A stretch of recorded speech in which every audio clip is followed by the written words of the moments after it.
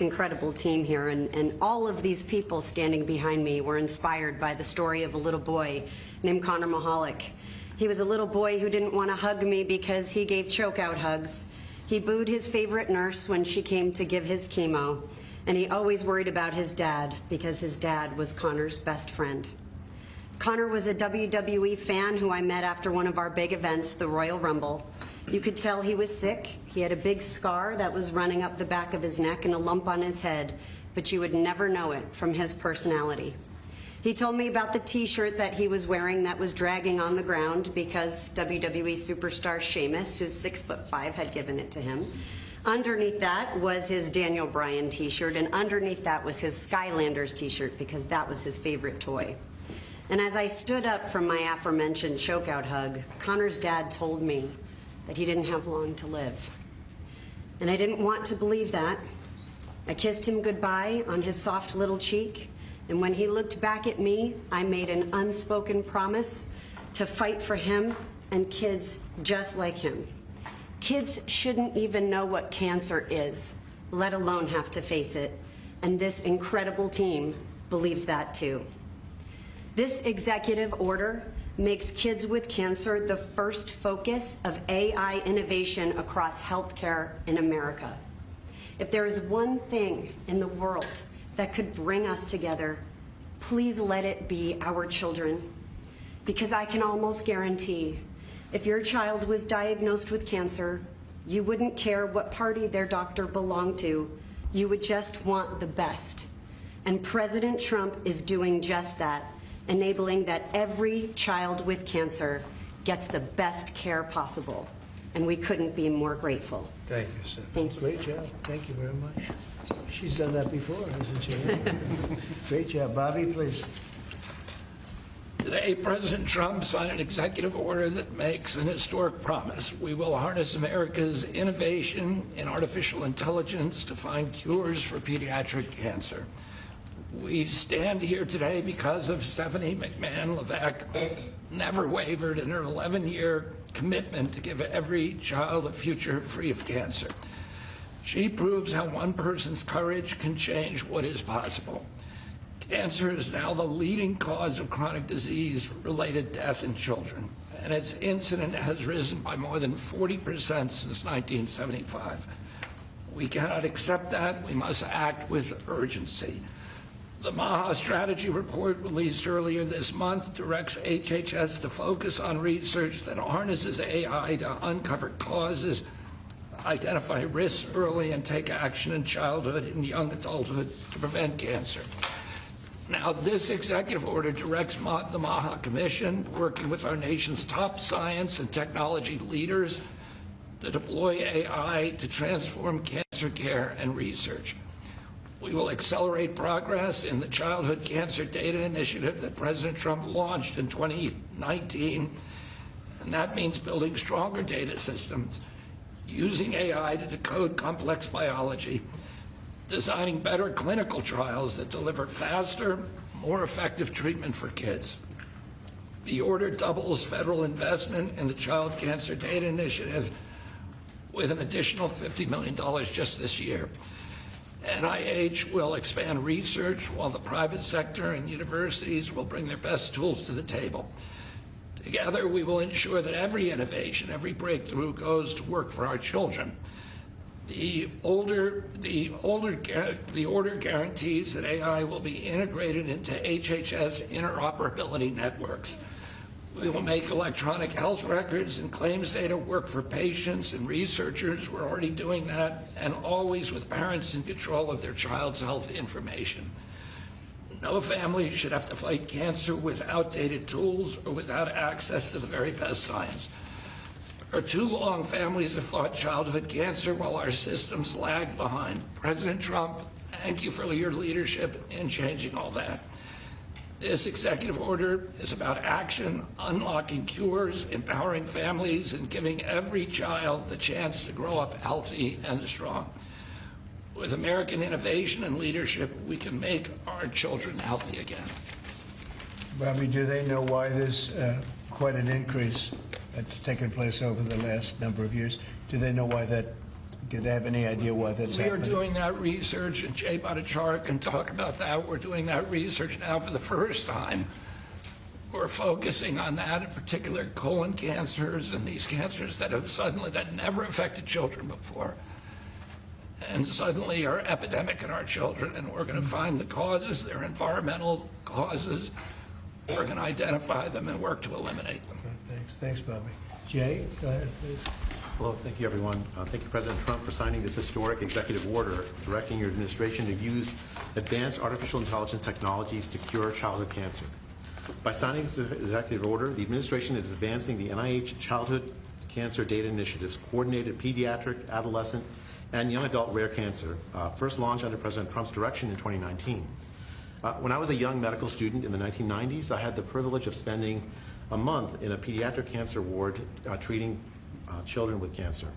And I have to say it was the most difficult month of my life. I left for home every day in tears. Watching little children cope with a deadly disease is hard. They should be playing with their friends, going to school, living their best lives.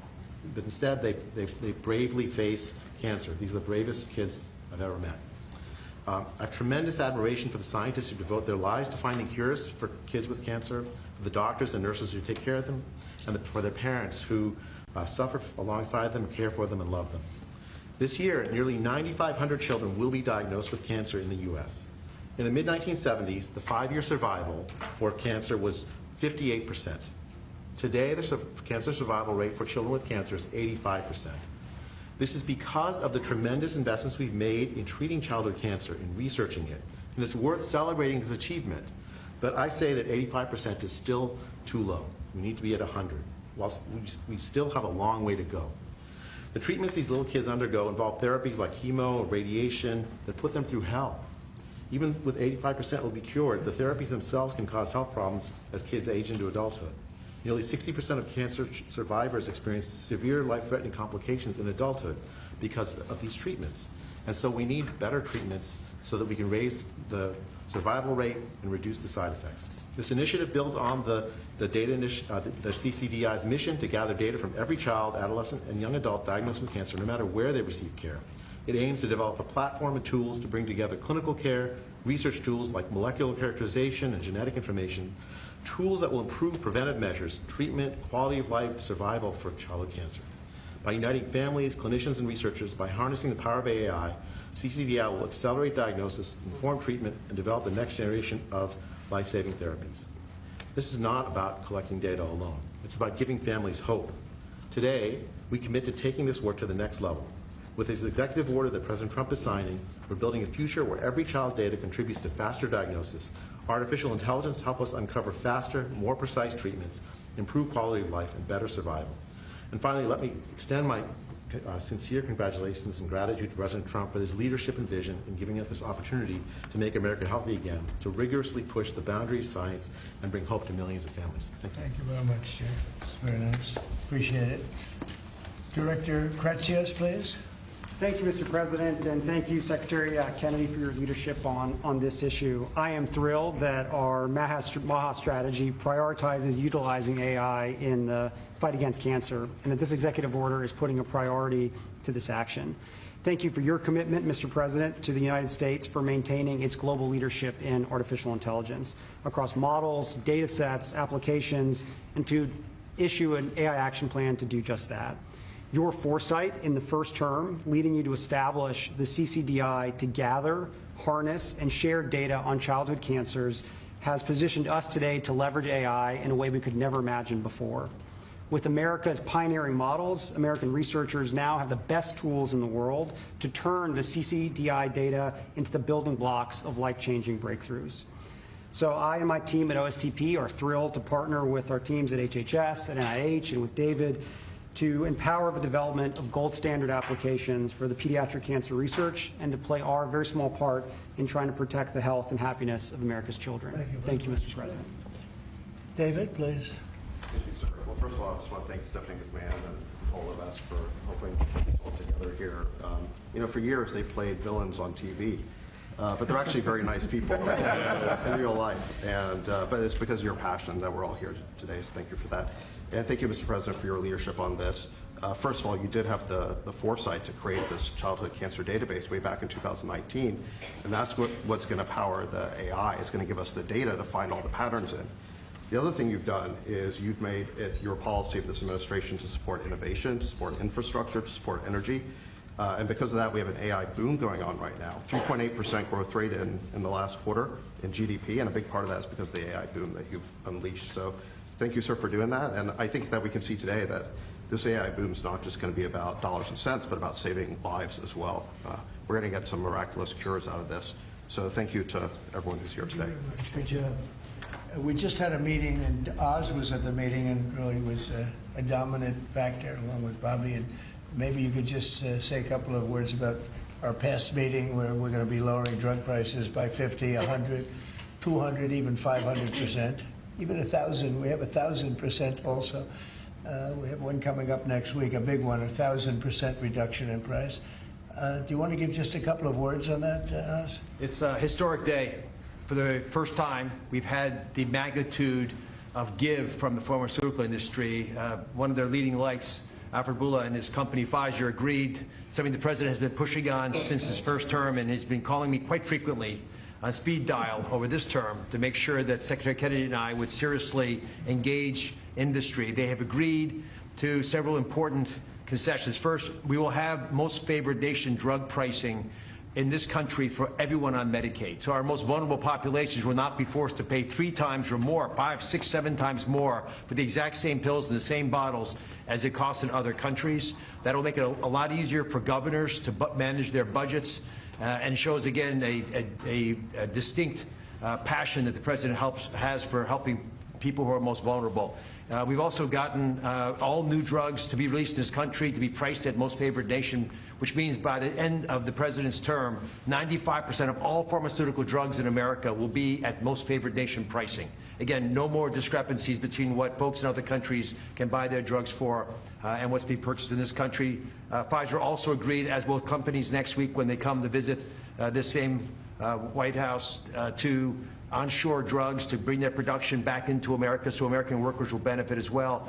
But at the same time, this is critical, it allowed Pfizer, and we believe for other pharmaceutical companies, to maintain their innovative edge. We want America to continue to find cures like the ones that saved the lives of some of the children that I'm looking at right now. Those beautiful faces and smiles are here because American innovation was not dulled, not blunted, but we can solve that need and thread the needle by also making healthcare affordable so Americans no longer, including children like this, be forced to make a difficult choice between groceries and pharmaceuticals.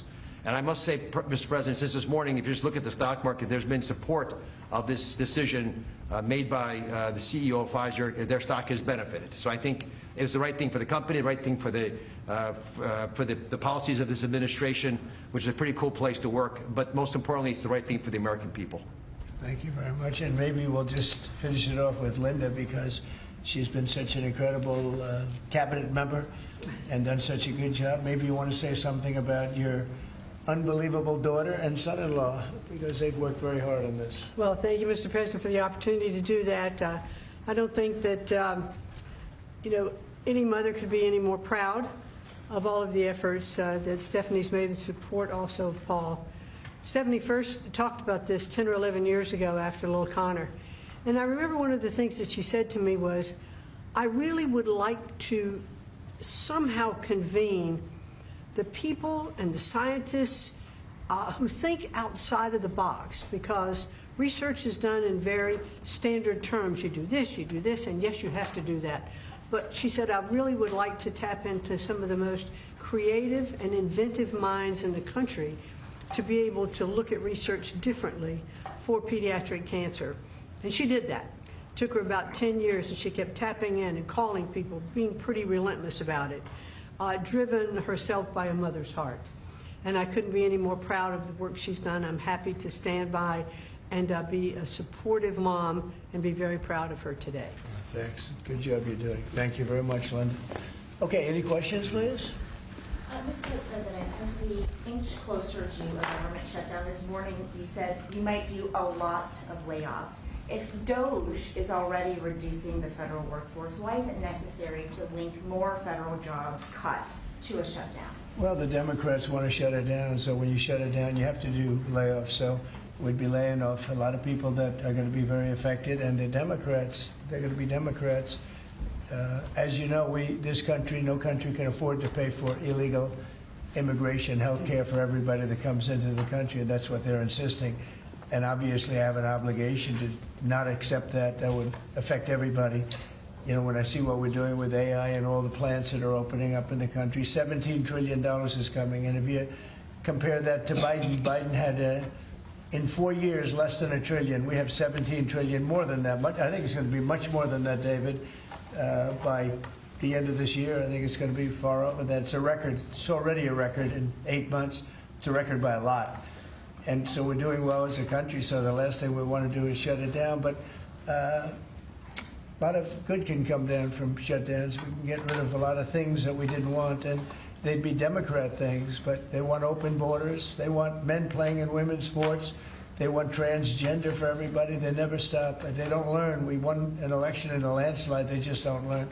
So we have no choice. I have to do that for the country. Yes? You mentioned a deal with Harvard, Mr. President. What is that deal? Will they be paying the administration? Well, we're in the process of getting very close, and Linda's finishing up the final details, and they'd be paying about $500 million, and they'll be operating trade schools. They're going to be teaching people how to do AI and lots of other things, engines, lots of things. You know, we need people in trade schools. I remember when I went to school, I had some people that weren't particularly good students, but they could take a motor or an engine apart blindfolded and put it back blindfolded, but they weren't too good at other things, and many of them ended up doing better than the people that were.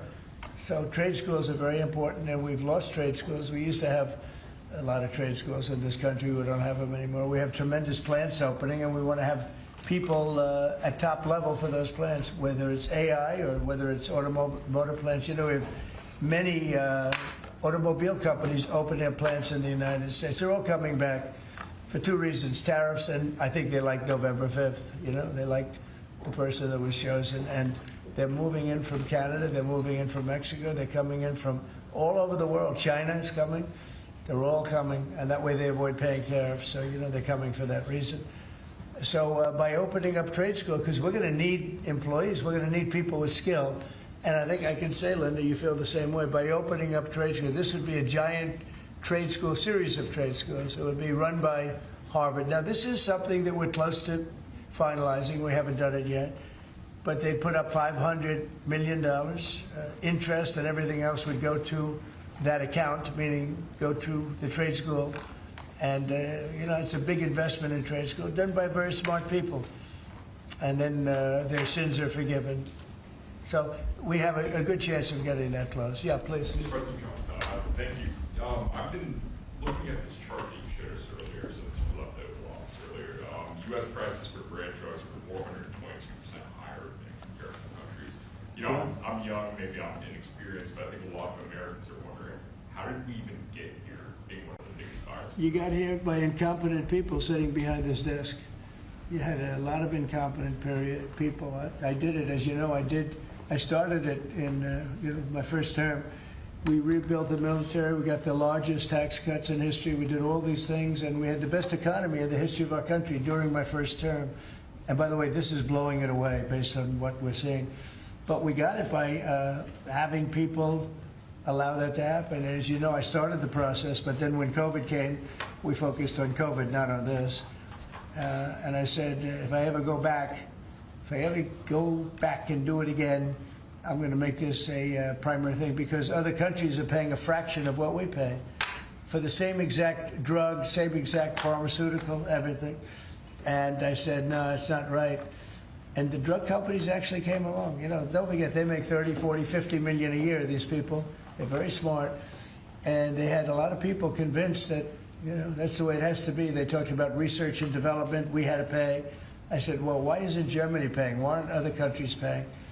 And they always had a good answer, but it got to a point where I didn't like the answer anymore, and I said, we have to do this, and we did. And the team that we have with Oz and Bobby and Chris and all of the people that we had working on it, and I must tell you, Marty's been a big, wherever you may be, Marty, but Marty's been a big factor.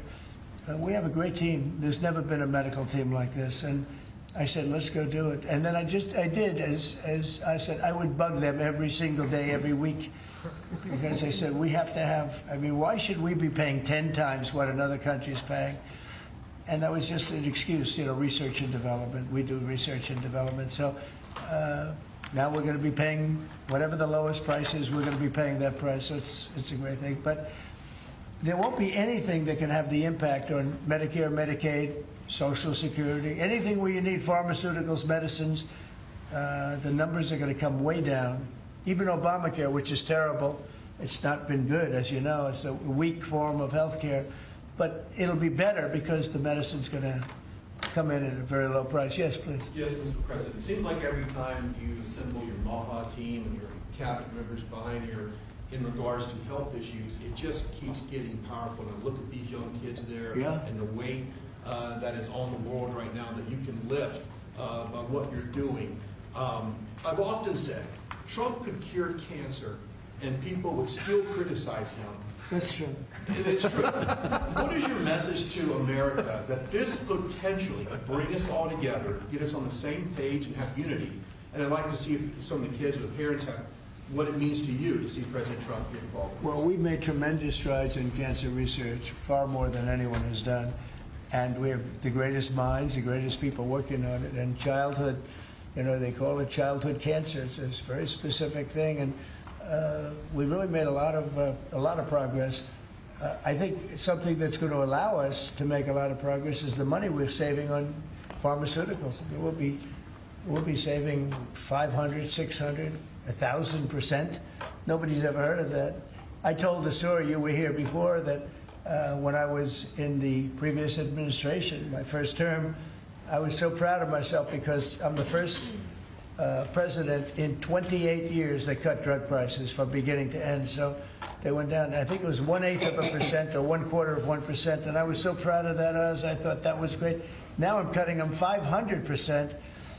And I will say this, politically speaking, the people understand. Otherwise, I wouldn't have won in a landslide. You know, I get 97% bad press, and I won in a landslide, which tells you the press has no credibility. But I will say that what we've done has been a great tribute to the people that's standing behind me in different forms. Linda in education, different, but what she's doing in education, she's sending education back to the states. That's a big move. The states, like, you know, you go back to Indiana, Iowa, you know, I would say 40 states will be great.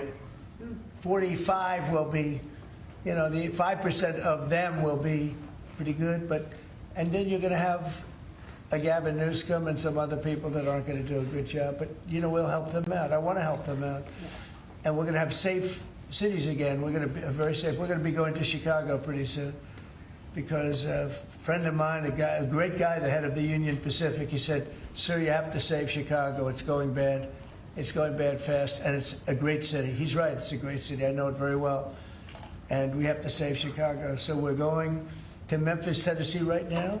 We've had a home run in D.C. You can walk out. Brian, you got mugged here a long time ago. Yes, sir. And the mugger must have felt some pain because you're a tough cookie. Well, he had a gun, and I wish I would have had I know. Well, then, if he had a gun, all you can do is say thank you very much. Yeah. No, but it's everybody here. I mean, you were here in the room when I said to the reporters, who got mugged in the last year? And like half of the people raised their hand. Now, if you said who got mugged over the last 60 days, nobody. Nobody. No killing, no nothing. And the restaurants are booming. The town is booming. It's clean. You know, the National Guard actually went out and started cleaning all the crap out of the parks. The tents are knocked down. We had one that you said it was a blue tent, and you said it was a communist tent, right? See, we're going to have a communist mayor of New York, so, you know, let's see how that works out. And I've gotten a lot of feedback on that. Everyone's very appreciative. Yeah. You told me about a blue tent, and I said, I can't be there because we knocked them down. But this was a very highly sophisticated group of people that had permits and all the other things. Well, their permit expired. We knocked it down. It took, what, 24 hours less, maybe? Yes, sir. So I appreciate you telling me that. No, we have a great thing going. The country is doing incredible. We are a hot country. The hottest. We're the hottest country in the world right Do the now. parents of the kids have anything they'd like to say? Yeah, that's a great question. Would you like to say something? I would. That's a good comment right there. That's the best comment you've made in a long time. Mr. President, good evening. I'm Josh Armstrong. My name is Josh Armstrong. I'm from West Virginia, and I'm the father of this amazingly brave and resilient little 6-year-old, Laurel. Laurel was diagnosed with leukemia when she was 2 years old, just before her 3rd birthday. And we went on to watch as she spent months in the hospital fighting for her life, as she received blood transfusions and platelet transfusions, as she fought off one potentially fatal infection after another. We watched as her body swelled and became painful from steroids, and then as it became frail and weak from chemotherapy. And we watched and we wondered why there aren't better treatments available, and we wondered what might happen if she doesn't get the drugs she needs, and we wondered why isn't anybody doing more?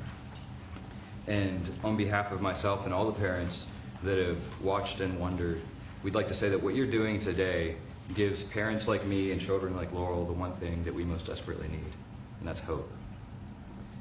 And Laurel's doing that, well. and Laurel is, I'm happy to say Laurel's in remission today. That's good. She looks so beautiful. Thank you. She is beautiful. You feeling good, Laurel? That's for you, Laurel. That's for you. She looks so great. Because of this bill, doctors are going to be able to get better treatments faster to patients like Laurel. Big And difference. because of you making children like her real children, not cases or statistics, but children like Laurel and all of these children here today, we have that hope, and we are so proud that you're standing with children with cancer and making it a national priority. It's very nice. Thank you, Mr. President. We're with you all the way. How about you? Back there, Dad? Actually, I'd like my daughter to speak. Could we let her I speak? like that much Carolyn better. would like to speak. She's That's also very here. good. I'd like you to speak. Thank you. Good afternoon. My name is Carolyn Hendricks. When I was 4 years old, I was diagnosed with Ewing sarcoma, a pediatric bone cancer. 11 years later, I'm now 16 years old, and I'm doing great. What you're doing today, Mr. President, means that kids like me will get better options and so much more hope for the future. This will help doctors use technology to find cures faster, match patients to trials more quickly, and give our families more control over our health. For kids, every day counts. This order shows that our lives matter enough to be first in line for innovation. On behalf of children and young adults with cancer, those still fighting and those in remission like me, and families who wish that they had more time together, thank you for making us a national priority. Mr. President, because of actions like this, kids like me have the chance to grow up, to chase our dreams, and to live full lives. And that is the greatest gift anyone could ever give. Wow. That was so good.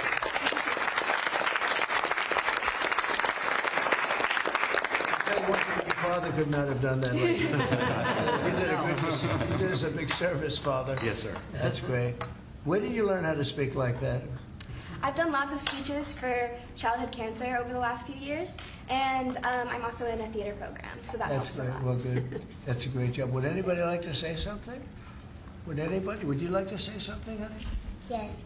I'm Iloni Myers and I'm 9 years old, and I had a blood cancer called leukemia when I was only 2 years old.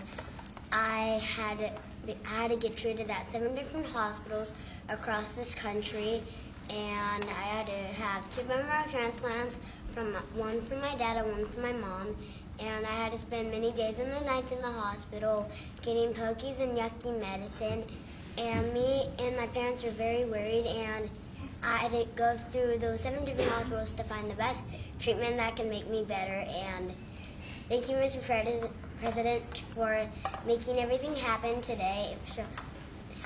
So kids like me and Laura, we can still be living today and speaking.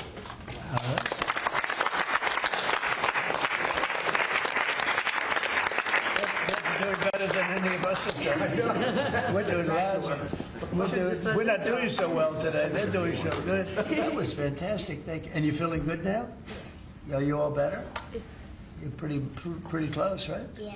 Yeah, I hear you're going to do good. Mhm. Anybody like to say something? Yes, sir. Go ahead. I've had a brain tumor since I was 4 months.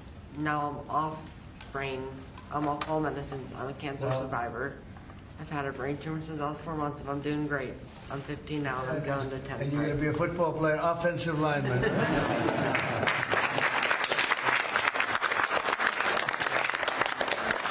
You You look fantastic. How about somebody else? I love hearing this. I love hearing you talk because you talk better than any of us, right, Jim? Thank you, Mr. President. Well, I want to thank you all for being here. Amazing. We would have missed this. Well, thank you. But you know, we're doing a lot for you, and you're all gonna be better very soon. I don't think you're gonna need any of the help that we're giving. It's gonna be for the future. But I want to thank you for being with us, and I'm gonna bring them back to a room. We have a room where we have lots of hats and things in the back, and would you like to go back and we'll pick some nice presents? Yes. Okay, we'll get rid of the wonderful people of the media. Do you like the media? Yeah, nice, right? They have good days, right? Yeah. They do, actually, they do. Thank you very much. That's beautiful. That's really good. And thank you. We're not going to top that, so I want to just thank you all very much. Thank you. Thank you.